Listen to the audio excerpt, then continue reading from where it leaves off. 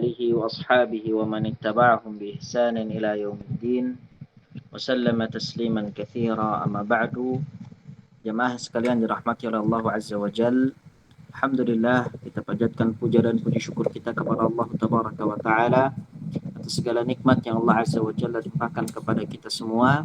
Hingga detik ini Allah Azza wa Jalla masih mengizinkan kepada kita semua untuk berkumpul bersama guna tafaqquh fid din, guna untuk ta'allum, ya, mempelajari perkara-perkara agama sehingga ya kita dapat mengamalkan agama ini sebagaimana yang Allah Azza wa Jalla inginkan.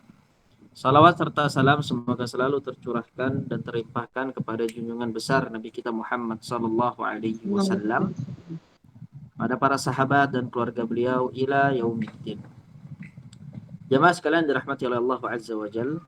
Alhamdulillah kita sudah melewati pertengahan bulan Ramadan, ya. Khususnya ini sudah hari yang ke-19.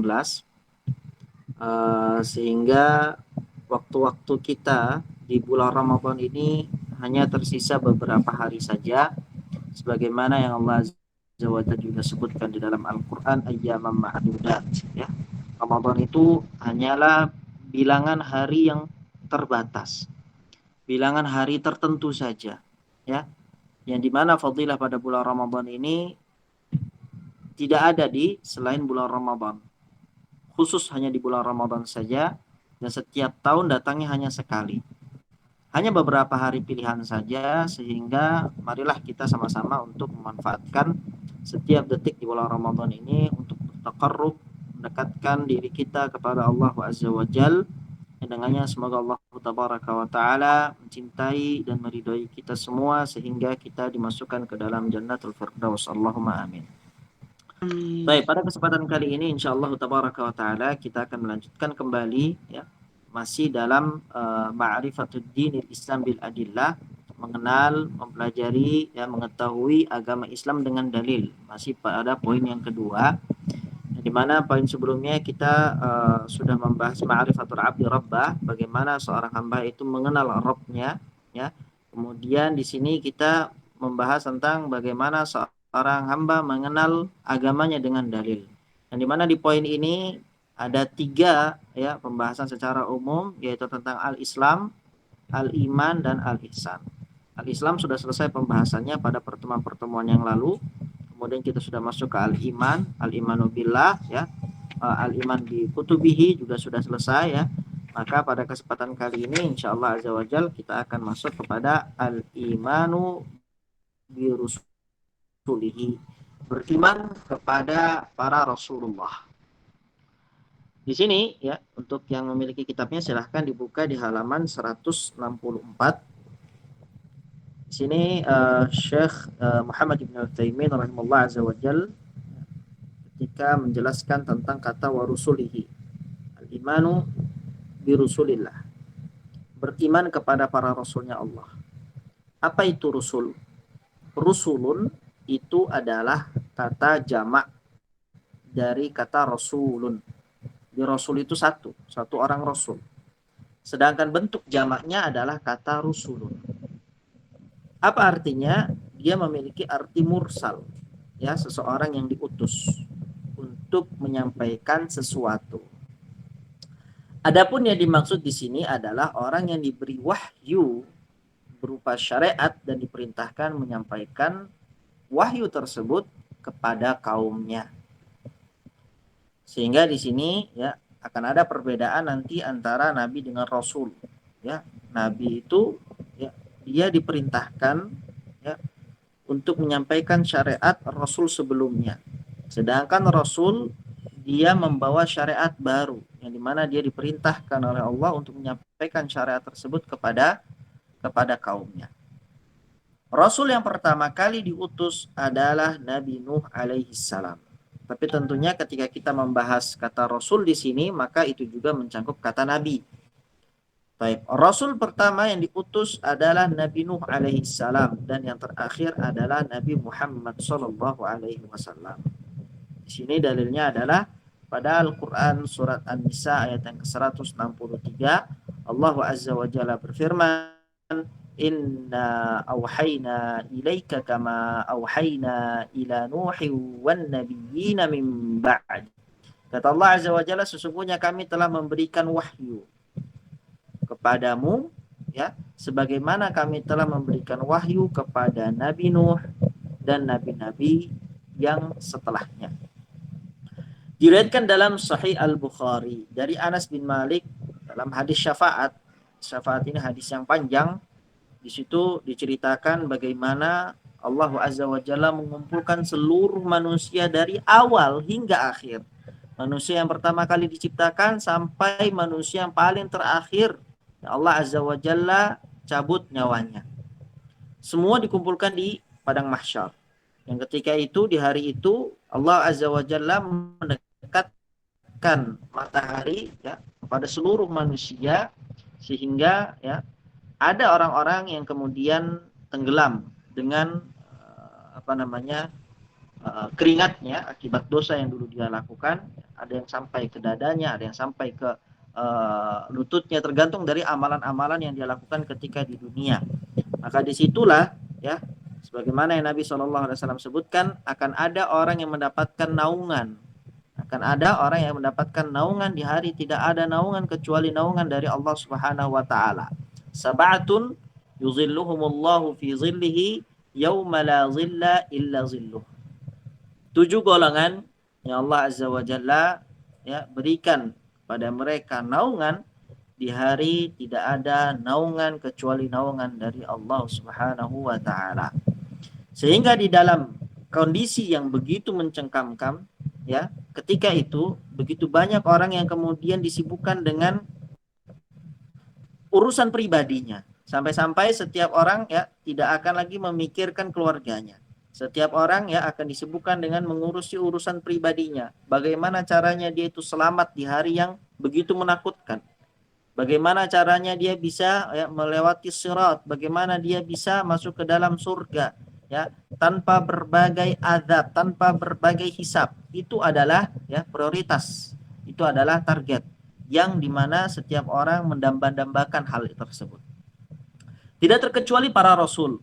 Makanya di dalam hadis syafaat, ya, itu akan dijelaskan oleh Nabi SAW bahwasanya semua orang, ya, sebelum persidangan di hari akhir itu dimulai, mereka akan mendatangi Nabi Adam alaihissalam, kemudian merayu Nabi Adam untuk memintakan syafaat kepada Allah Azza wa Jalla agar segera dimulai persidangan besar ini. Ya, karena begitu panasnya matahari dan begitu tersiksanya mereka dengan waktu tunggu yang begitu panjang dan begitu lamanya.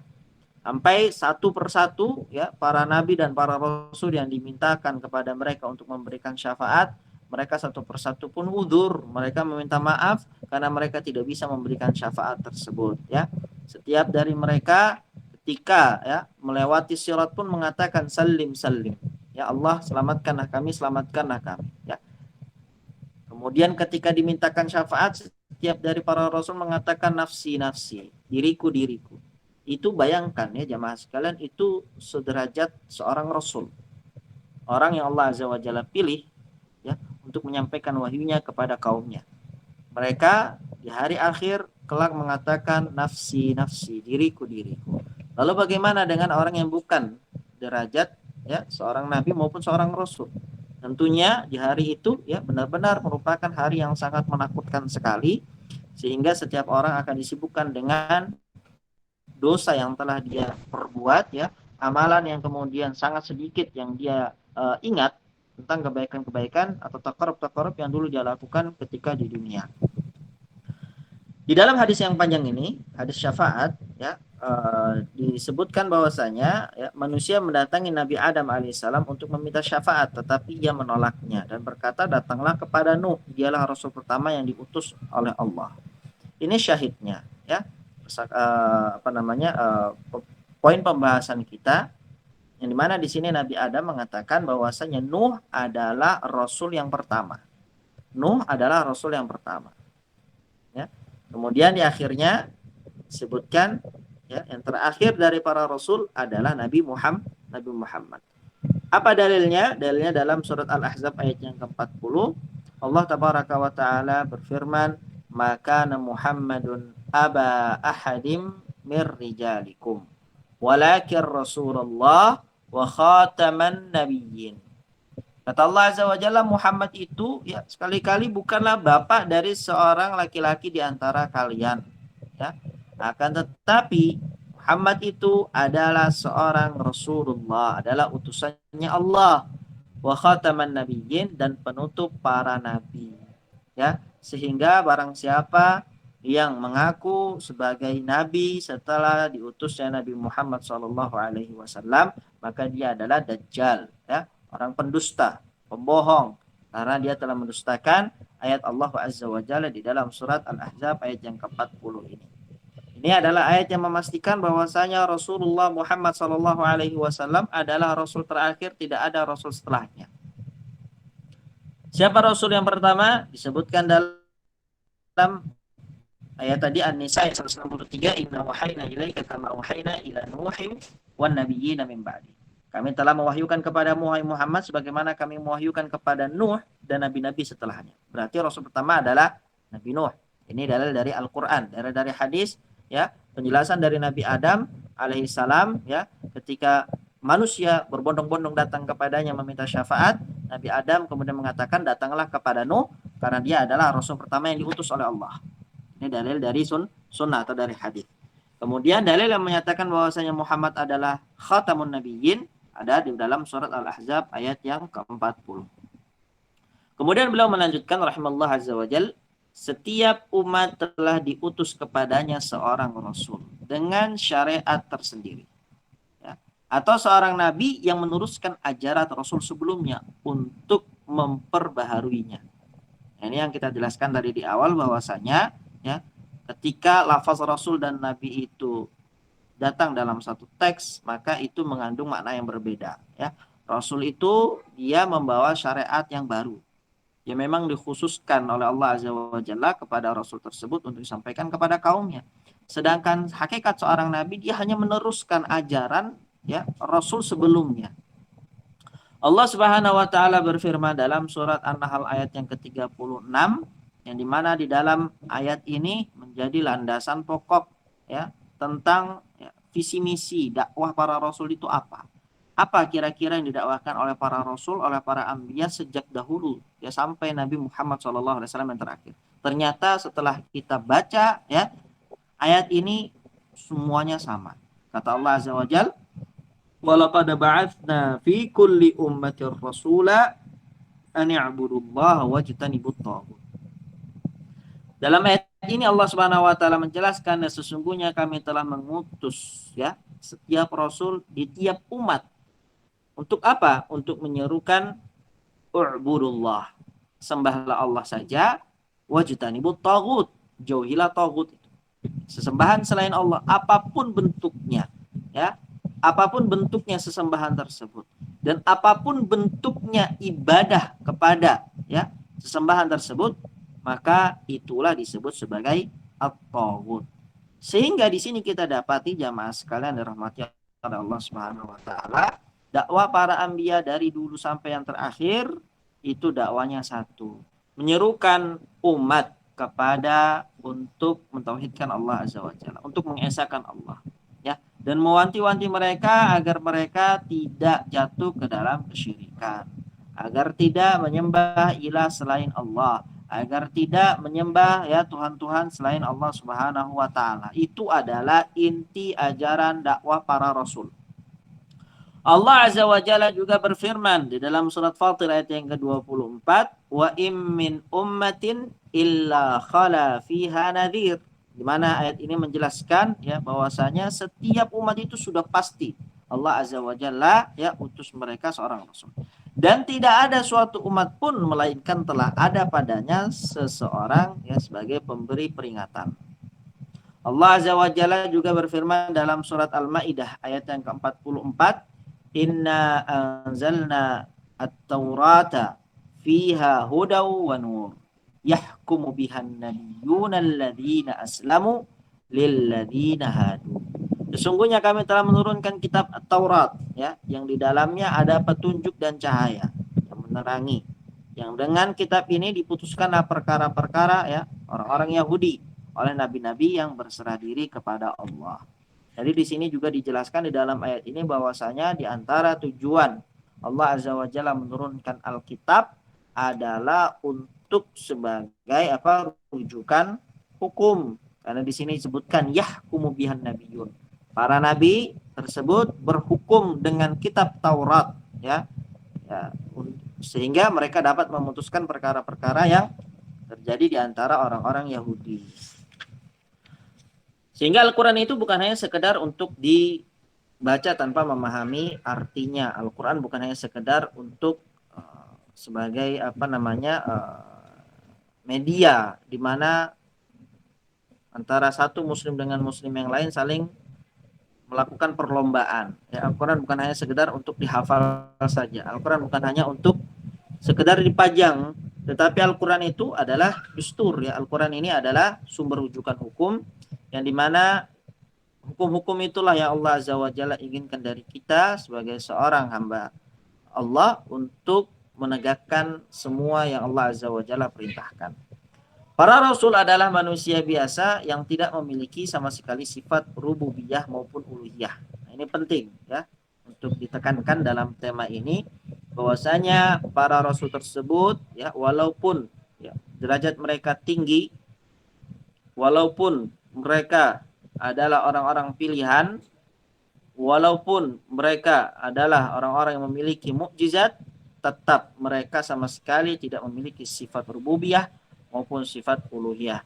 Mereka tidak memiliki kekuasaan sedikit pun di alam semesta ini, dan mereka sama sekali tidak memiliki hak untuk kita ibadahi.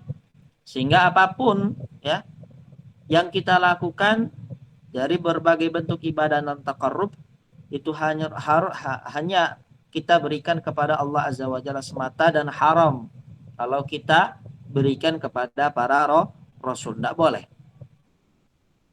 Beribadah untuk siapa? Beribadah untuk Nabi Muhammad. Ini adalah kesyirikan. Beribadah untuk siapa? Beribadah untuk Nabi Isa. Beribadah untuk misalnya Nabi Musa. Ini adalah bentuk kesyirikan. Walaupun ya yang mereka ibadahi tersebut adalah para rasul dan para anbiya.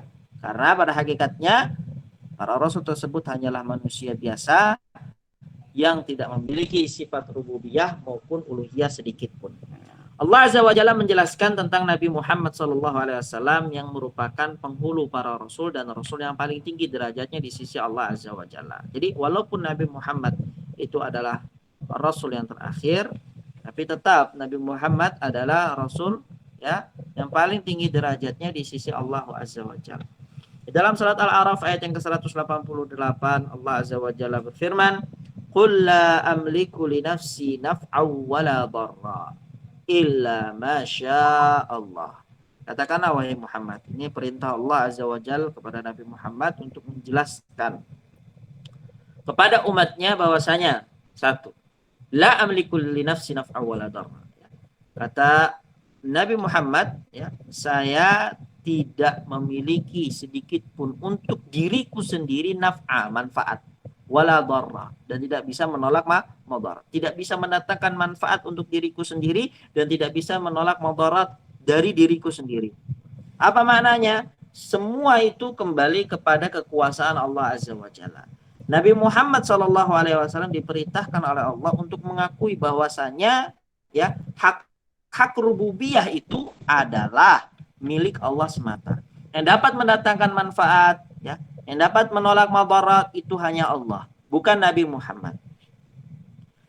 Illa masya Allah, ya, aku tidak dapat mendatangkan kepada diriku sendiri ya, suatu manfaat dan tidak bisa menolak madarat dari diriku sendiri, ya, kecuali apa-apa yang Allah kehendaki. Sehingga di sini ya menjadi pelajaran bagi kita semua, kalau seandainya Nabi Muhammad itu tidak bisa mendatangkan manfaat bagi dirinya sendiri dan tidak bisa menolak madarat dari dirinya sendiri, lalu bagaimana dengan ya orang-orang yang datang setelah Nabi Muhammad SAW, walaupun ya mereka adalah orang-orang yang saleh, walaupun mereka adalah orang-orang yang dekat kepada Allah Azza wa Jalla, walaupun mereka adalah orang-orang yang zahir amalannya adalah amalan-amalan ahli surga, tetap ya yang namanya manusia tidak bisa mendatangkan manfaat dan menolak madarat kecuali dari apa yang telah Allah Azza wa Jalla kehendaki dan inginkan. Sehingga ini ya membatalkan seluruh apa yang dilakukan oleh sebagian orang awam tentang ya mencari dan meminta keridhaan dari orang-orang yang mereka sebut sebagai waliullah. Ya, kalau Nabi Muhammad saja seorang Rasul dan Nabi tidak bisa mendatangkan manfaat dan menolak madarat, lalu bagaimana dengan wali-wali tersebut ya, sehingga tidak ada manfaatnya untuk mendatangi kuburan mereka lalu meminta kepada mereka apa-apa yang menjadi hajat bagi kita semua. Karena tentunya ketika Nabi tidak bisa, maka mereka lebih berhak untuk tidak bisa melakukan hal tersebut, dan bahkan ya mereka pun akan ditanya kelak di akhirat tentang apa yang mereka lakukan di dunia. Kata Allah Azza wa Jalla, "Walau kuntu a'lamul ghaiba lastakthartu minal khair." Ya. Ini Allah perintahkan kepada Nabi Muhammad untuk sampaikan. Sekiranya aku Muhammad mengetahui hal yang gaib, tentulah aku ya membuat kebaikan sebanyak-banyaknya. Kalau seandainya aku mengetahui hal yang gaib, lastakthartu minal khair. Aku akan memperbanyak untuk melakukan kebaikan. Di sini ya Allah Azza wa Jalla ingin menekankan kepada Nabi Muhammad SAW bahwasanya Nabi Muhammad manusia yang paling mulia, manusia pilihan, manusia yang paling tinggi derajatnya di sisi Allah, sama sekali tidak mengetahui hal-hal yang gaib sedikit pun, ya. Dan ini pun ya membatilkan apa yang diklaim oleh para dukun, oleh orang-orang yang mengaku sebagai orang-orang yang mengetahui hal-hal gaib. Siapa mereka sampai mereka mengetahui hal-hal gaib? Sedangkan Nabi kita Muhammad SAW saja itu tidak mengetahui hal gaib.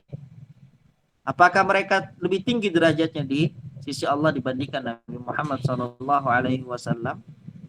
Klaim-klaim yang batil yang kemudian disematkan kepada mereka bahwasanya mereka adalah walinya Allah, ya, mereka memiliki karamat dan yang lain sebagainya, itu adalah klaim-klaim dusta yang disematkan oleh syaitan sehingga banyak manusia yang tertipu dari hal-hal tersebut. Ya. Tetap di sini Allah tekankan Nabi Muhammad tidak mengetahui sedikit pun dari hal-hal yang gaib. Tidak tahu, ya, tidak tahu hal-hal yang gaib. Wa ma massani yasu. Kalau seandainya aku mengetahui hal yang gaib, ya, niscaya ya, aku tidak akan pernah ditimpa kemudaratan. Tidak pernah ada mara bahaya yang menimpa diriku. Tapi tidak, ternyata Nabi Muhammad SAW ya pernah disakiti oleh kafir Quraisy. Nabi Muhammad SAW terluka di peperangan. Ini menunjukkan apa? Menunjukkan bahwasanya Nabi Muhammad SAW tidak mengetahui hal-hal yang gaib. Karena seandainya Nabi Muhammad mengetahui hal yang gaib, pasti Nabi Muhammad akan terselamatkan dari berbagai mara bahaya apapun bentuknya itu. Lalu apa? Siapa hakikat Nabi Muhammad? Tidak bisa mendatangkan manfaat bagi dirinya sendiri, ya, tidak bisa menolak madarat dari dirinya sendiri. Lalu apa? Siapa Nabi Muhammad ini? Allah tekankan, wahai Muhammad, katakanlah kepada seluruh manusia, in ana illa nadhiru wa basyirun liqaumi yu'minun. Nah, ini tugasnya para nabi. Tugasnya Nabi Muhammad. Ini adalah tugas Nabi Muhammad SAW yang telah Allah utus dengannya. Apa tugasnya? Aku tidak lain hanyalah pemberi peringatan dan pembawa berita gembira bagi orang-orang yang beriman. Nah, ini tugasnya Nabi, ya. Nadhirun wa basyir. Nadhir, pemberi peringatan, basyir adalah pembawa kabar gembira. Tugasnya Nabi itu saja, ya. Memperingati dan ya memberikan kabar gembira kepada umatnya. Terkhusus orang-orang yang beriman. Orang-orang yang tidak beriman maka tidak masuk dalam konteks pembahasan ini, ya. Tugasnya Nabi itu hanya menyampaikan apa yang Allah Azza wa Jalla sampaikan dari berbagai peringatan dan kabar gembira. Ini yang pertama, ya, ayat yang menegaskan bahwa Nabi tidak mengetahui hal-hal gaib. Kemudian di ayat yang kedua ini juga ditegaskan oleh Allah Azza wa Jalla dalam surat Al-Jin ayat yang ke-21 sampai ke-22. Qul inni la amliku lakum darra wala rasyada. Qul inni la yujirani minallahi ahadun walan ajida min dunihi multahada. Nah, fenomena-fenomena dajjal ya, para dukun, paranormal ya, orang-orang yang tidak normal yang kemudian mengaku dapat mengetahui hal-hal gaib ini semakin hari banyak ya, semakin banyak ya, fenomena-fenomena tersebut. Ada yang mengaku bisa melihat malaikat Jibril ya, ada yang mengaku bisa melihat Nabi Muhammad, bisa menghadirkan Nabi Muhammad ya. Banyak sekali nih fenomena-fenomena yang terjadi dan mereka menyebarkan ya, dakwah-dakwah batilah mereka tersebut di YouTube ya, di media-media sosial yang banyak sekali dari kaum muslimin yang akhirnya tertipu dengan klaim-klaim dusta mereka ya.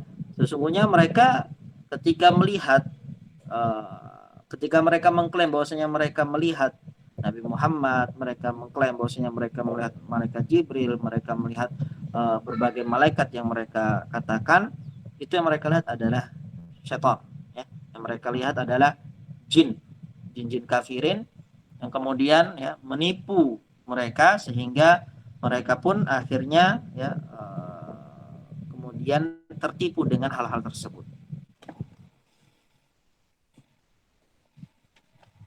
Dan kalau kita perhatikan ya, masalah itu terkadang berawal dari kemampuan yang di luar kemampuan manusia secara biasa yang banyak disebut oleh orang-orang dengan indigo. Ya. Sebenarnya indigo ini bukan kelebihan sebagaimana yang dikatakan oleh orang-orang. Bukan juga dia merupakan indera yang keenam, bukan. Kemampuan melihat jin ini adalah penyakit. Ya.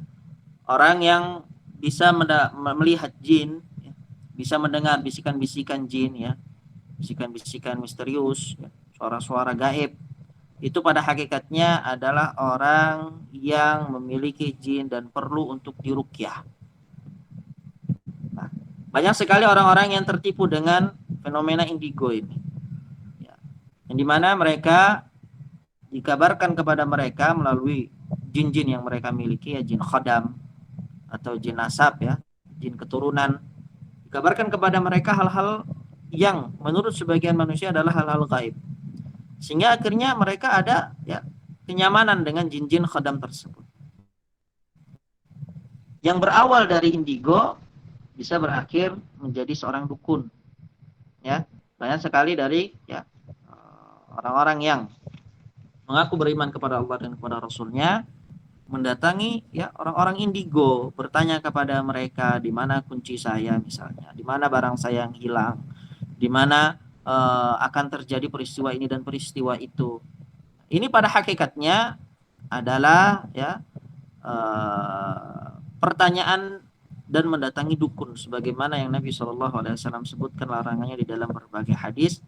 Barang siapa ya man ata arrafan, barang siapa yang mendatangi paranormal, ya, barang siapa yang mendatangi dukun, fasaddaqahu bima yaqul, lalu dia membenarkan apa yang dia katakan, maka faqad kafara bima unzila ala Muhammadin sallallahu alaihi wasallam. Maka pada hakikatnya dia telah kafir dari apa yang telah diturunkan kepada Nabi Muhammad. Apa yang telah diturunkan kepada Nabi Muhammad? Al-Qur'an.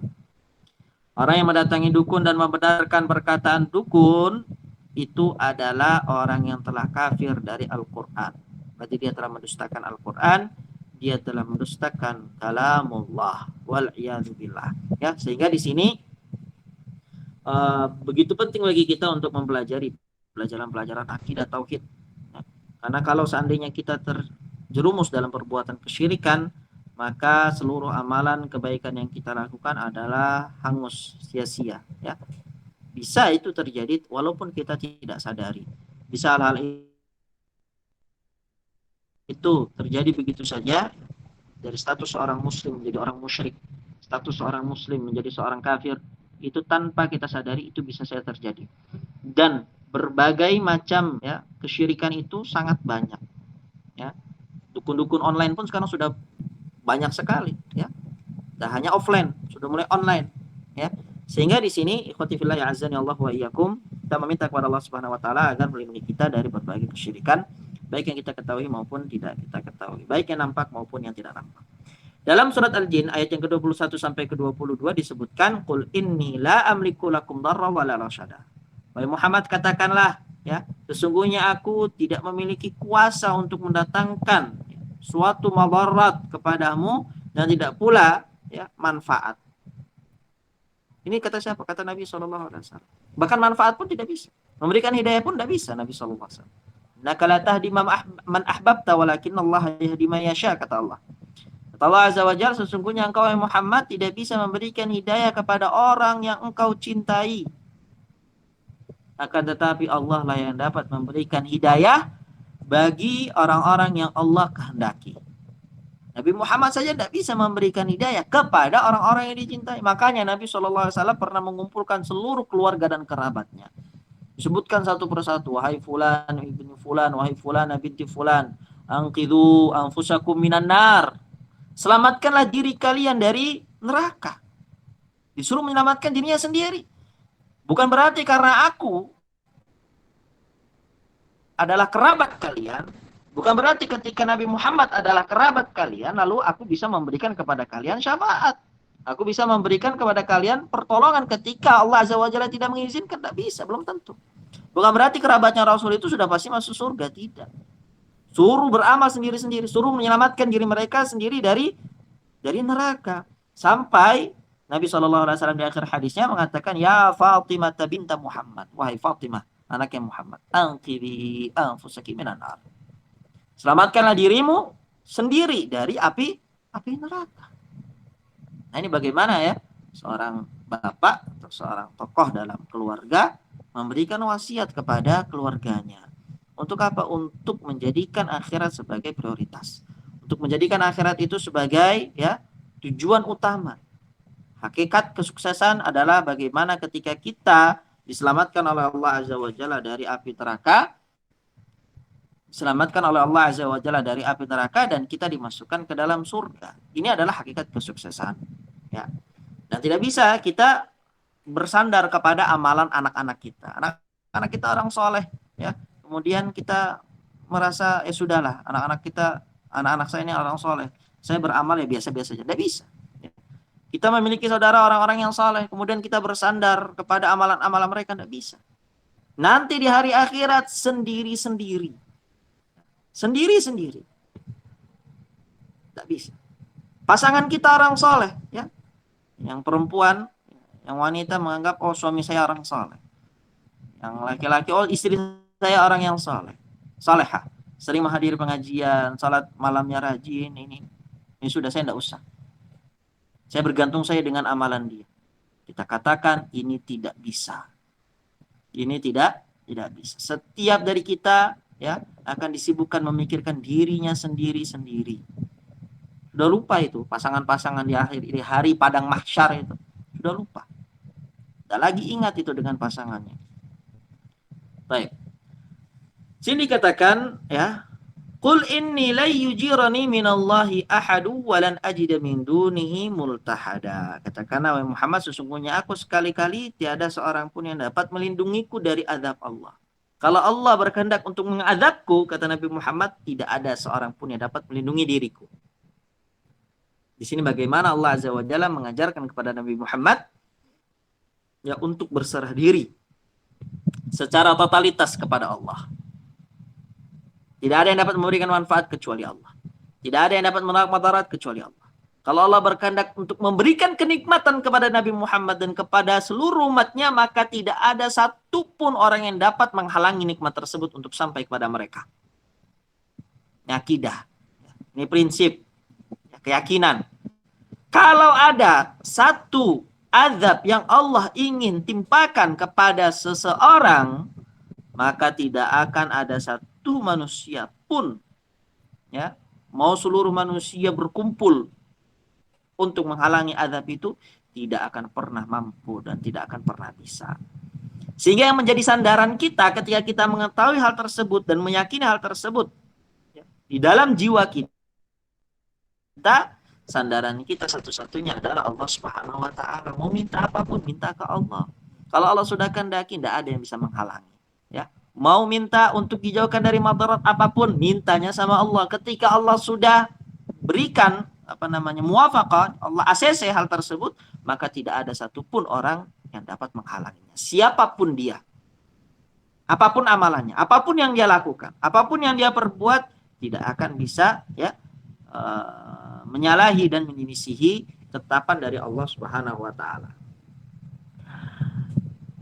Katakan Nabi Muhammad, sesungguhnya tidak akan ada seseorang pun yang dapat melindungiku dari azabnya Allah. Walan ajida min duni multahada, dan sekali-kali tidak akan tidak ada tidak akan memperoleh tempat perlindungan selain darinya. Sehingga tidak ada tempat perlindungan selain dari apa yang Allah Azza wa Jalla berikan kepada Nabi Muhammad.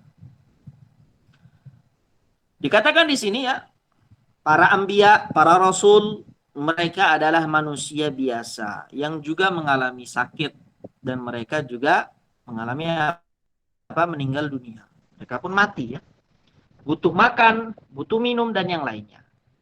Allah Azza wa Jalla berfirman tentang Nabi Ibrahim alaihissalam. Ini Abul Anbiya, Abul Rusul. Bapaknya para nabi dan bapaknya para rasul. Tatkala Nabi Ibrahim menyifati Tuhannya dalam surat Asy-Syu'ara ayat ke-79 sampai ke-81, di sini jelaskan bagaimana sifat hakikat seorang nabi tersebut. Apakah nabi itu sudah sampai derajat ilah? Tidak. Nabi juga manusia biasa. Apa buktinya? Walladzi huwa yut'imuni wa yasqin. Rabbkulah yang memberiku makan dan memberiku minum. Ini kata siapa? Nabi Ibrahim. Nabi Ibrahim katakan, Rabbkulah Allah yang memberiku makanan dan minuman. Berarti Nabi Ibrahim masih makan dan masih minum. Sehingga dia bukan khalik, dia bukan pencipta, tapi dia makhluk. Wa idza maridtu fahuwa yashfin. Dan kalau seandainya aku sakit, maka Allah lah yang menyembuhkanku. Ini kata siapa? Kata Nabi Ibrahim. Menunjukkan bahwa Nabi Ibrahim itu bisa sakit. Karena pada hakikatnya Nabi Ibrahim adalah manusia biasa. Yang merasa lapar, merasa haus, bisa sakit. Dan mengalami meninggal dunia. Walladzi yumituni tsumma yuhyin. Dan Allah pula yang akan mematikanku, kemudian Allah pula yang akan menghidupkanku. Sehingga di sini kalau seandainya ada orang yang mengaku sebagai Rabb, orang yang mengaku sebagai ilah, sebagai Tuhan, kalau dia masih makan, dia masih minum, masih butuh pada makan dan minum, masih bisa sakit, kemudian dia mati, maka pada hakikatnya itu bukanlah ilah, itu bukan Rabb. Karena Allah Azza wa Jalla maha suci dari sifat-sifat ini. Allah tidak membutuhkan apapun dari para hambanya, dari para makhluknya. Bahkan Allah yang memberikan kepada mereka apa yang mereka butuhkan. Nabi SAW bersabda yang menunjukkan bagaimana bahwasanya Nabi itu adalah seorang manusia biasa juga. Sebagaimana kita manusia biasa. Kata Nabi dalam sebuah hadis yang diriwayatkan oleh Imam Bukhari dan Imam Muslim dalam kedua sahihnya, Innama ana basyarun ansa kama tansaun. Sesungguhnya aku adalah manusia seperti kalian. Ansa, saya lupa, saya bisa lupa. Kama tansaun, sebagaimana kalian pun bisa lupa. Fadzakiruni, maka ingatkanlah aku. Ini beliau sebutkan ketika beliau lupa dalam rakaat salat. Jika rakaat salat ada penambahan dan pengurangan, lalu diingatkan oleh para sahabatnya, maka Nabi SAW mengatakan, sesungguhnya aku adalah manusia seperti kalian yang bisa saja lupa. Sebagaimana kalian lupa, maka ketika aku lupa, maka ingatkanlah aku. Allah Azza wa Jalla telah memberikan kepada para rasul kedudukan tinggi dalam peribadatan, dan Allah Azza wa Jalla memuji mereka. Allah berfirman tentang Nabi Nuh. Kita mulai dari Nabi Nuh Innahu kana 'abdan syakura. Allah memuji Nabi Nuh alaihissalam di dalam surat Al-Isra ayat yang ketiga. Sesungguhnya dia, maksudnya Nabi Nuh, adalah hamba Allah yang banyak bersyukur. Jadi ibadah-ibadah tertinggi ya yang diamalkan oleh para anbiya wal mursalin itu Allah Azza wa Jalla abadikan di dalam Al-Qur'an. Di antaranya ini, Nabi Nuh Allah puji oleh Allah Azza wa Jalla sanjung dengan amalan apa? Amalan bersyukur. Kemudian dan firman Allah dalam memuji Nabi Muhammad dalam Al-Furqan ayat yang pertama. Tabarakalladzi nazzalal furqana ala 'abdihi liyakuna lil 'alamin nadhira. Maha suci Allah yang telah menurunkan Al-Furqan, maksudnya adalah Al-Qur'an ya, pembeda antara hak dan yang batil. Allah turunkan Al-Quran kepada para hambanya. Afwan, kepada hambanya. Hamba yang di sini maksudnya siapa? Nabi Muhammad SAW. Agar Muhammad menjadi pemberi peringatan pada seluruh alam. Ini pujian dari Allah Azza wa Jalla kepada Nabi Muhammad SAW, bahwasanya Nabi Muhammad adalah orang yang Allah Azza wa Jalla percaya untuk menjadi Rasul seluruh umat. Kalau sebelumnya para nabi dan para rasul itu hanya diutus kepada kaum mereka sendiri, tapi tidak bagi Nabi Muhammad SAW. Nabi Muhammad diutus untuk seluruh umat. Mau orang Arab bukan orang Arab, ya, mau yang kulit putih, kulit hitam, kulit coklat, kuning, ya, hidungnya pesek, hidungnya mancung, ya, matanya besar, matanya sipit, semuanya itu masuk ke dalam lingkup ya risalah nabawiyah yang dibawa oleh Nabi Muhammad SAW. Tidak ada perbedaan antara satu dengan yang lainnya. Semua masuk ke dalam lingkup ini. Karena Nabi Muhammad adalah pemberi peringatan kepada seluruh alam. Dan firman Allah Azza wa Jalla ketika memuji Nabi Ibrahim, Nabi Ishak, Nabi Yakub, Allah Azza wa Jalla sebutkan ya dalam surah Sad ayat yang ke-45 sampai ke-47, "Wadhkur ibadana Ibrahim wa Ishaq wa Yaqub ulil aidi wal absar. Inna akhlasnahum bi khalisatin dzikrad dar wa innahum 'indana laminal mustafainal akhyar." Kata Allah Azza wa Jalla, dan ingatlah hamba-hamba kami Ibrahim disebutkan, Ishak, Yakub, yang mempunyai perbuatan amalan yang besar dan ilmu-ilmu yang tinggi. Sesungguhnya kami telah menyucikan mereka dengan menganugerahkan kepada mereka akhlak yang tinggi, yaitu selalu mengingatkan manusia kepada negeri akhirat. Dan sesungguhnya mereka pada sisi kami benar-benar termasuk orang-orang pilihan yang baik. Allah Azza wa Jalla juga memuji Nabi Isa alaihissalam.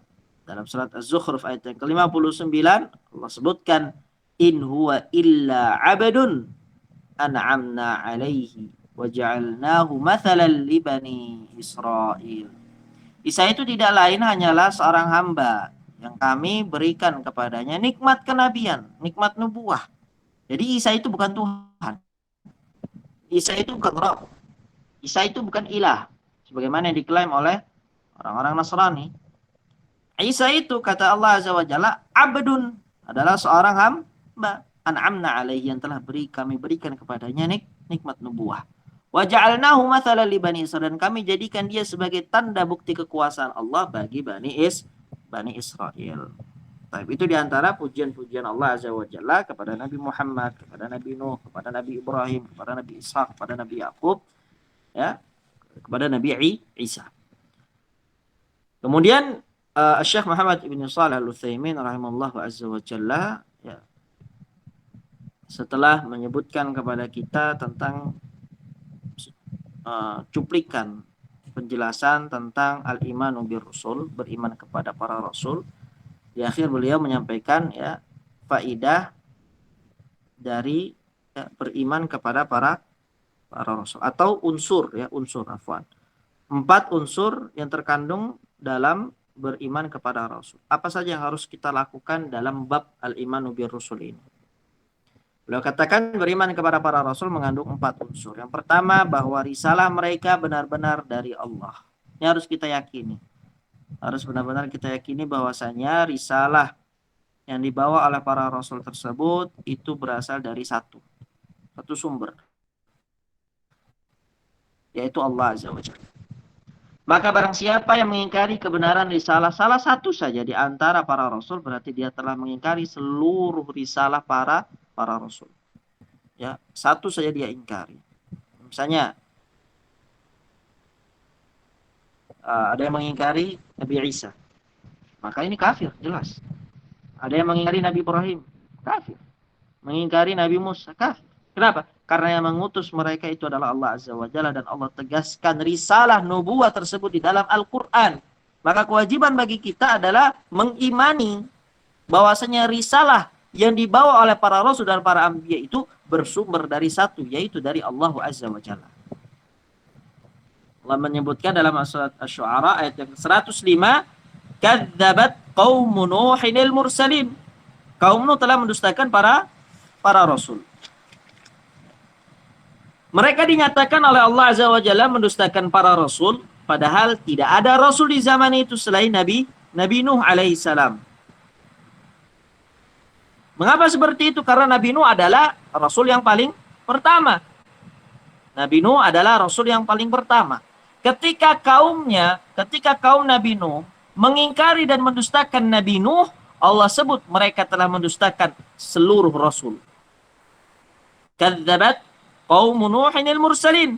Kaum Nuh telah mendustakan para rasul. Bagaimana para rasul sedangkan para rasul yang lain setelah Nabi Nuh belum diutus? Karena pada hakikatnya mendustakan satu orang rasul itu sama dengan mendustakan seluruh rasul yang Allah Azza wa Jalla utus di atas muka bumi ini. Oleh karena itu, kaum Nasrani yang mendustakan Nabi Muhammad sallallahu alaihi wasallam secara otomatis telah mendustakan Nabi Isa alaihissalam sendiri dan tidak mengikuti Nabi Isa. Ya, orang-orang Nasrani yang mereka mendustakan Nabi Muhammad sallallahu alaihi wasallam pada hakikatnya mereka mendustakan Nabi Isa. Mereka mendustakan Nabi mereka sendiri dan mereka jauh dari ittiba kepada Nabi Isa. Apalagi telah dikabarkan pada mereka akan datangnya seorang Rasul bernama Muhammad sallallahu alaihi wasallam. Dengan kabar gembira tersebut berarti ia adalah Rasul yang diutus ke tengah-tengah mereka untuk menyelamatkan mereka dari kesesatan dan menunjukkan ke jalan yang lurus. Ini yang pertama yang harus kita yakini dan imani dalam bab al-imanu bir Rasul adalah setiap dari para Rasul risalah mereka bersumber dari Allah Azza wa Jalla yang hak. Kemudian yang kedua, beriman kepada para rasul. Ya, unsur yang kedua adalah beriman kepada nama-nama mereka yang telah kita ketahui. Jadi nama-nama yang telah sampai kepada kita seperti Nabi Muhammad, Nabi Ibrahim, Nabi Musa, Nabi Isa, Nabi Nuh alaihi wassalam, ya. Ini harus kita imani, kita yakini nama-nama itu. Kelima Rasul ini, yaitu Nabi Muhammad, Nabi Ibrahim, Nabi Musa, Nabi Isa, dan Nabi Nuh disebut sebagai ulul azmi dari para Rasul. Allah Azza wa Jalla menyebutkan mereka dalam surat Al-Ahzab, ayat yang ke-7, kata Allah Azza wa Jalla, wa idh akhadna minan nabiyyina mitsaqahum wa minka wa min Nuhi wa Ibrahim wa Musa wa Isa bin Maryam. Dan ingatlah Nabi Muhammad ketika kami mengambil perjanjian dari nabi-nabi dan dari kamu sendiri serta dari Nuh, Ibrahim, Musa dan Isa putra Maryam. Sebutkan semua isi Nabi Nuh, Nabi Ibrahim, ya, Nabi Musa, Nabi Isa dan Nabi Muhammad. Sebut sebagai ulul azmi. Dan firman Allah Azza wa Jalla dalam surat Asy-Syura ayat yang ke-13. Di sini ya, apa yang Allah Azza wa Jalla berikan tugas kepada para rasul dan kepada para nabi. Allah sebutkan syara'a lakum minad dini ma wassa bihi Nuha walladzi auhayna ilaika wa ma wassayna bihi Ibrahim wa Musa wa Isa an aqimud dina wala tatafarraqu fi.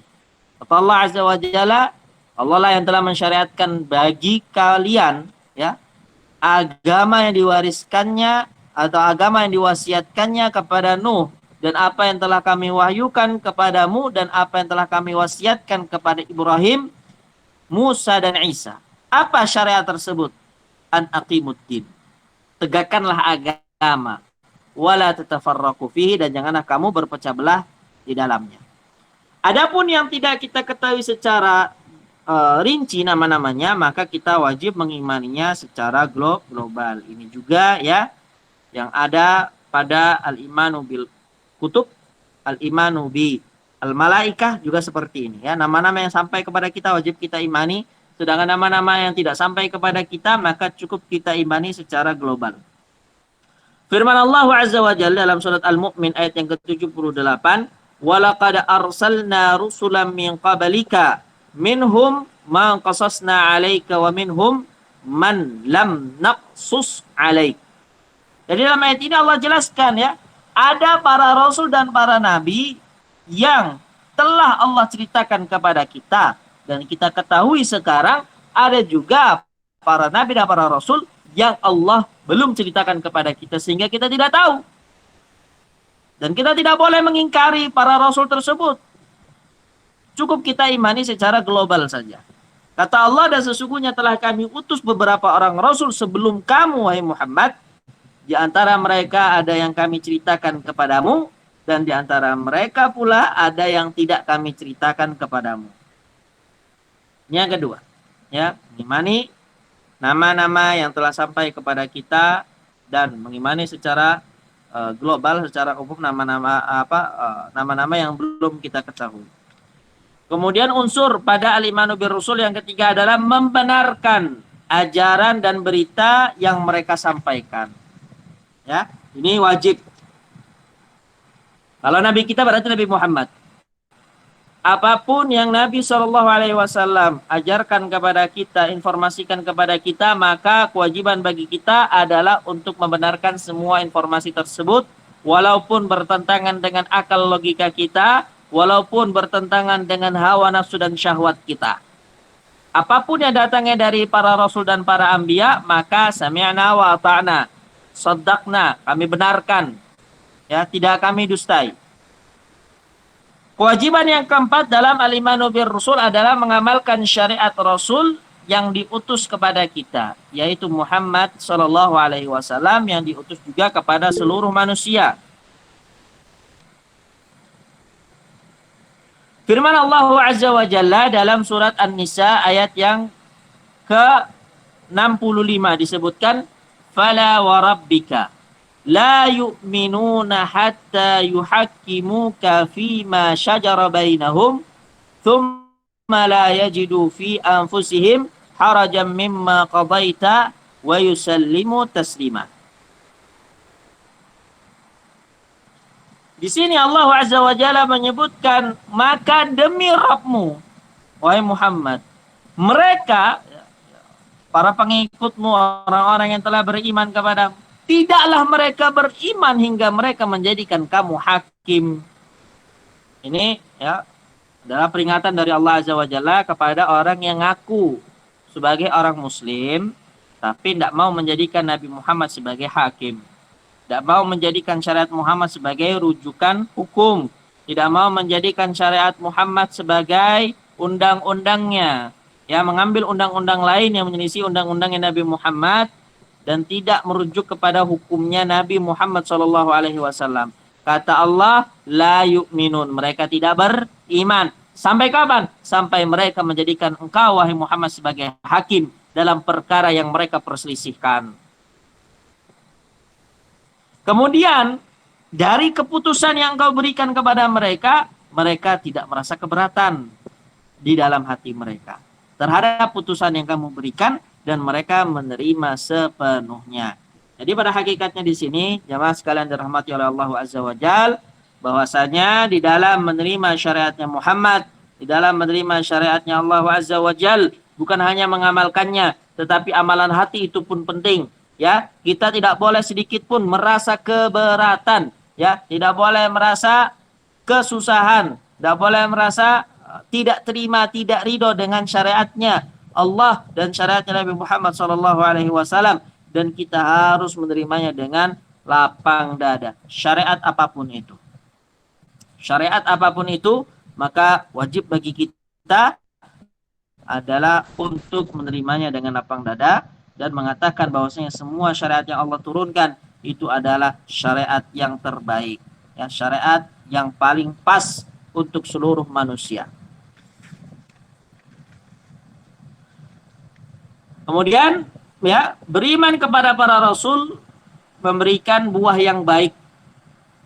Ini poin-poin yang akan disebutkan di sini adalah manfaat dari al-imanu bir rusul ya, beriman kepada para rasul. Yang pertama, mengetahui besarnya rahmat dan inayah. Ya, perhatian Allah terhadap para hambanya, di mana Allah mengutus para rasul untuk menunjukkan mereka ke jalan Allah dan menjelaskan kepada mereka cara menyembah Allah. Sebab manusia tidak akan mampu mengenal Rabb-nya hanya dengan perantara akal saja. Ya, di sini untuk membuktikan cinta, karunia, rahmat Allah yang besar kepada para manusia, Allah utus para rasul. Tidak hanya menurunkan Alkitab, tetapi Allah juga utus seorang manusia dari kalangan mereka sendiri untuk menjelaskan apa yang Allah ingin dari Alkitab tersebut. Kemudian faedah yang kedua adalah ya, kita dapat bersyukur atas nikmat Allah yang besar ini. Faedah yang ketiga, timbul rasa cinta, pengagungan, serta pujian kepada para rasul sesuai dengan kedudukan mereka. Sebab mereka adalah para utusan Allah yang diibadahi kepadanya, yang beribadah kepadanya dan menyampaikan risalahnya, serta menyampaikan nasihat kepada hamba-hambanya. Harus cinta, harus ada wala, harus ada loyalitas. Loyalitas kita adalah kepada para rasul, kepada orang-orang yang mengikuti para rasul. Kenapa kita cinta kepada para rasul? Karena mereka adalah orang-orang yang beribadah kepada Allah, adalah orang-orang yang menyampaikan risalahnya Allah kepada kita, ya, menyampaikan nasihatnya kepada hamba-hambanya Allah. Ini alasan kenapa kita cinta kepada para rasul. Banyak orang yang mendustakan para rasul. Mereka menganggap para rasul bukanlah dari jenis manusia. Mereka maunya apa? Mereka yang maunya itu rasul itu jangan dari manusia, dari malaikat deh. Jangan dari manusia. Ya. Padahal masalah ini telah disebutkan oleh Allah dan sekaligus dibatalkan ya dalam firman-Nya, wa ma mana'an nasa ayyuminu ijja'ahumul huda illa an qalu ab'atsallahu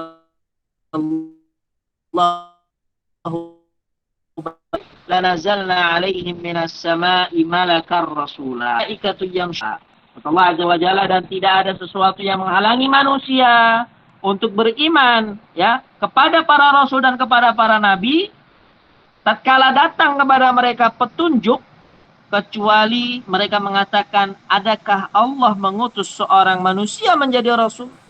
Apa benar ini rasul yang Allah utus adalah seorang manusia? Katakanlah Muhammad, kalau seandainya ada malaikat-malaikat yang berjalan-jalan sebagai penghuni di bumi, niscaya kami turunkan dari langit kepada mereka seorang malaikat menjadi rasul untuk kalangan malaikat. Jadi gini, orang-orang kafir itu memang banyak sekali alasannya kenapa mereka tidak beriman kepada Nabi Muhammad.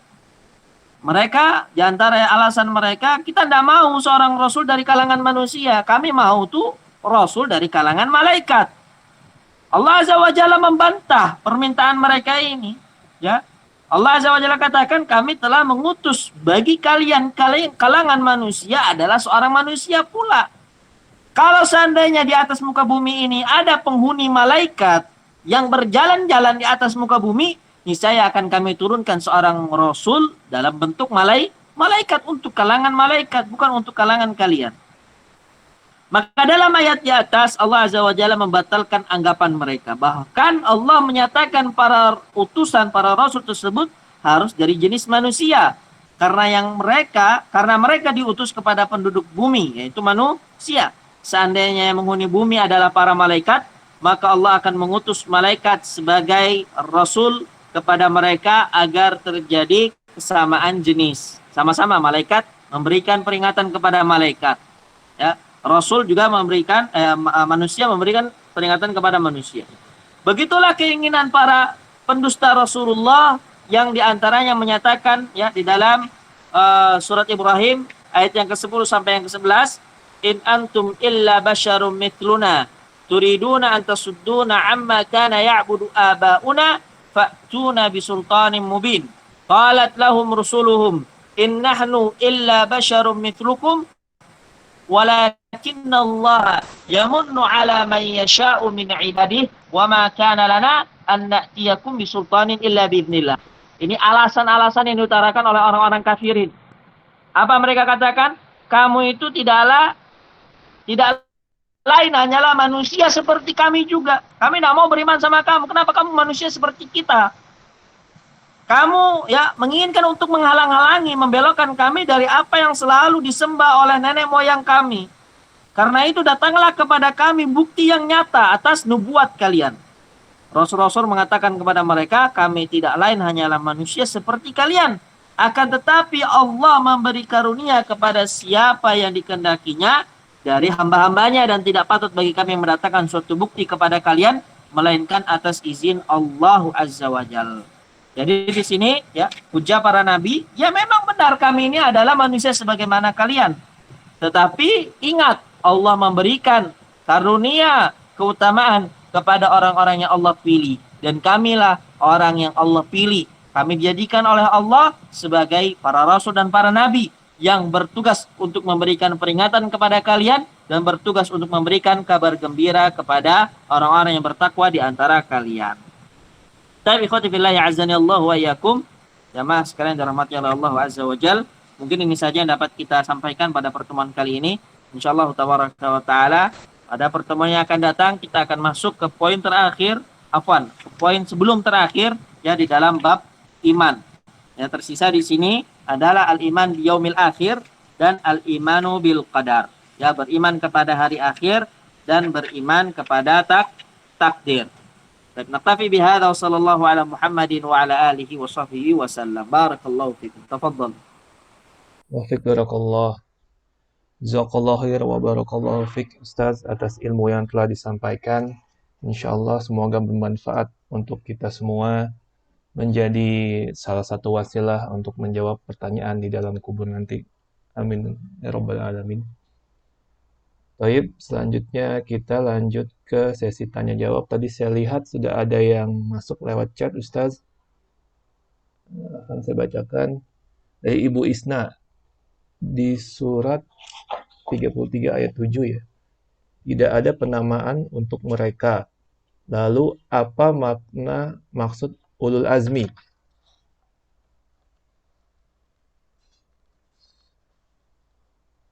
Tafadhal Ustaz.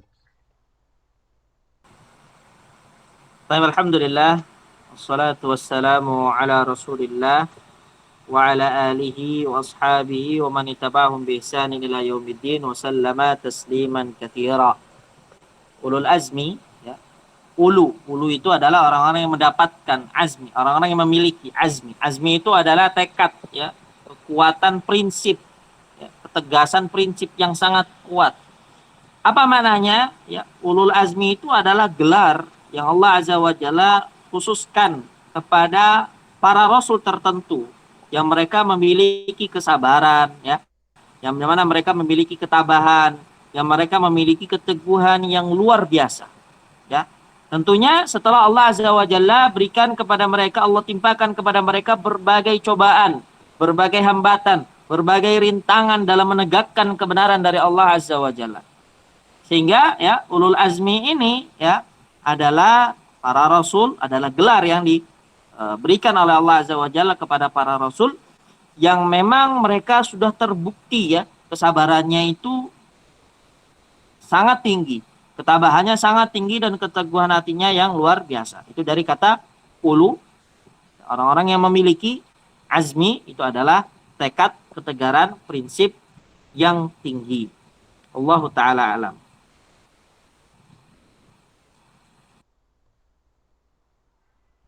Jazakumullah khair atas pertanyaan dan jawaban dari jemaah dan dari Ustaz. Adakah lagi yang ingin bertanya, bisa melalui chat atau langsung saja di unmute. Tafadhali. Saya Ustaz. Assalamualaikum warahmatullahi wabarakatuh. Dari beberapa ayat tadi yang disampaikan, ternyata di dalam kita mempelajarin ini sebutan atau derajat yang tertinggi di sisi Allah Ta'ala itu terkait dengan tauhid uluhiyah, artinya panggilan ternyata yang terbaik dari sisi Allah adalah hamba. Jadi Allah ternyata dari tadi kita baca ayat itu ternyata Allah selalu menyampaikan hambanya, hambanya, hambanya. Artinya penghambaan, tauhid uluhiyah atau artinya eh, penyembahannya itu, peribadahannya itu Allah akuin gitu ya Ustaz, membahasakannya. Makanya Allah menyatakan hambaku. Mulai dari nabi-nabi yang Allah sebutkan beberapa ayat tadi disebutkan selalu sebutannya itu dengan hamba. Kepada Rasulullah juga disebutkan pada saat diperjalankan Isra Mi'raj dengan sebutan hamba. Ternyata sebutan hamba itu sesuatu hal yang sangat luar biasa yang bahasanya saya artinya pada saat kita melakukan ibadah itu harus betul-betul menjadikan diri kita memang hamba, artinya yang tidak punya sesuatu daya atau upaya itu tuh artinya memang memang berserah diri kepada Allah. Begitu kan Ustadz? Nah, barakallahu fikik.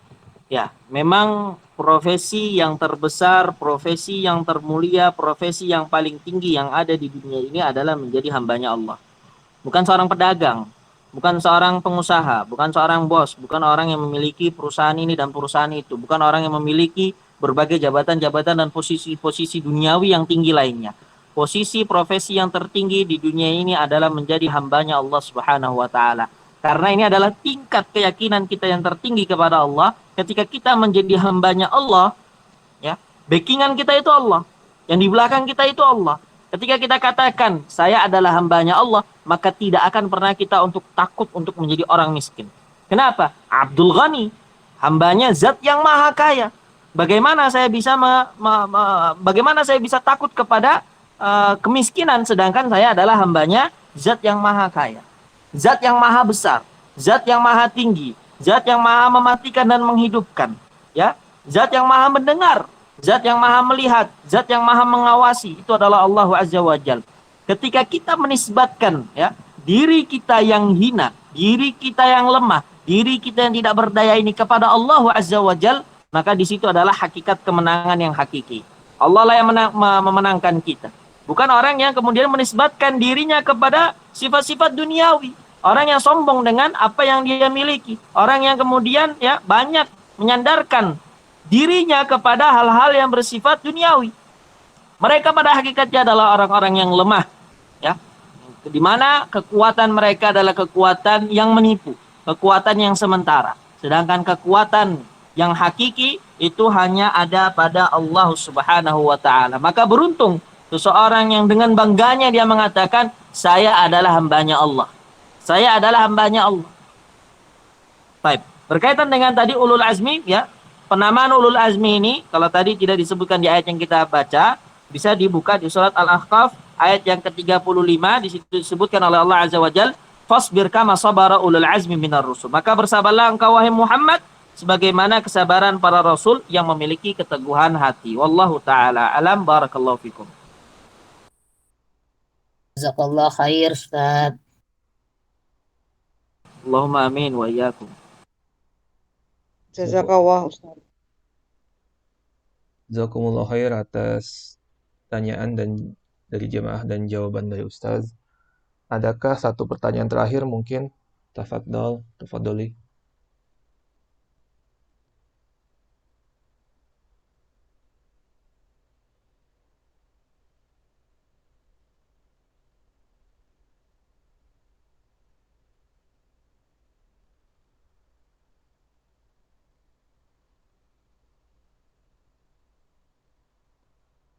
Baik, kalau tidak ada, marilah kita tutup kajian ini dengan membaca doa penutup majelis. Subhanakallahumma wa bihamdika asyhadu an la ilaha illa anta astaghfiruka wa atubu ilaik. Assalamualaikum warahmatullahi wabarakatuh. Waalaikumsalam warahmatullahi wabarakatuh. Jazakallah khair. Jazakallah khair Ustaz. Barakallahu Ustaz. fikum.